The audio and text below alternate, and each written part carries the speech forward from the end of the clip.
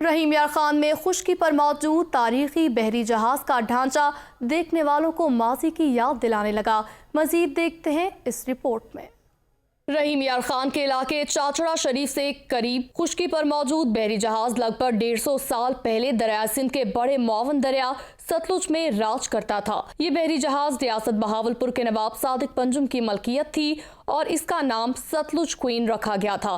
یہ جہاز سن 1867 میں بنایا گیا۔ شہری کا کہنا ہے یہ جہاز اپنے وقت کا لگژری جہاز تھا۔ اعلیٰ معیار کی لکڑی اس میں لگی ہوئی تھی۔ 1996 میں اس بڑی کشتی میں اچانک آگ بھڑک اٹھی۔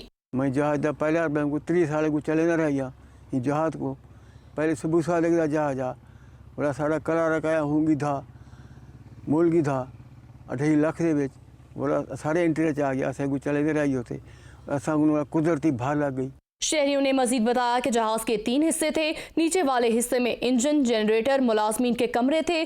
درمیانی حصہ مسافروں کے بیٹھنے کے لیے جبکہ ایک حصہ عورتوں اور مردوں کے لیے مختص تھا۔ ایک ریسٹورانٹ بھی تھا جسے بیک وقت 400 مسافروں کو کھانا پیش کیا جا سکتا تھا۔ 1995-96 کے درمیان میں اس میں آگ لگ گئی۔ مجھے یاد ہے ہم نے اس پہ کئی سفر کیے ہیں۔ اس پہ 400-500 آدمی آ جاتے تھے۔ اس میں جانور بھی آ جاتے تھے، گھوڑے، جانور، بھینسیں، گائے، بھیڑ، بکریاں، انسان، سب کچھ اس پہ آ جاتا تھا۔ جہاز انتظامیہ کی عدم توجہی کا شکار ہو کر چلنے کے قابل نہ رہا اور تب سے لے کر اب تک دریائے سندھ کے کناروں سے بھی دور میدانوں میں خشکی پر پڑا ہوا ہے۔ حکومت کو چاہیے کہ تاریخی ورثے کو اپنی اصل حالت میں بحال کر کے سیر و سیاحت کے لیے آنے والے افراد کو اس کی تاریخی حیثیت سے روشناس کروایا جائے۔